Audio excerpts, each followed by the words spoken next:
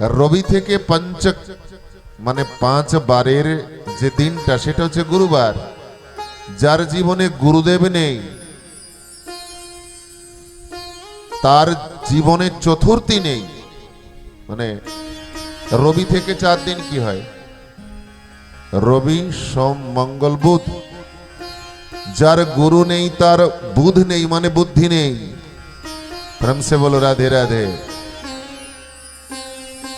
দেখো শাস্ত্র আমাদের কিভাবে বুঝাচ্ছে, রবি পঞ্চক যাকে নেহি তাহি চতুর্থী নেহি। মানে যার গুরুদেব সহায় নেই তার বুদ্ধিও কাজ করবে না। তেহি সপ্তক কে ঘেরে মে রহে। সপ্তক কাকে বলা হয়েছে? রবি থেকে কোনো সে ব্যক্তি 7 দিনের ঘোর পাকে থাকে। রবি থেকে কোনো 7 দিন, কোন শনিবার, সে শনি গ্রহের চক্রে পড়ে যাবে। যার গুরুদেব সহায় নেই, যার বুদ্ধি কাজ করবে না, সে 7 দিনের শনি ঠাকুরের গ্রহে সে পড়ে যাবে।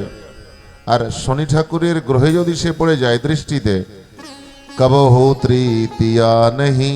তৃতীয়া মানে রবি থেকে 3 দিন কোনো মঙ্গলবার, তার জীবনে মঙ্গল হবে না। বলে বৃন্দাবন বিহারী লাল কি।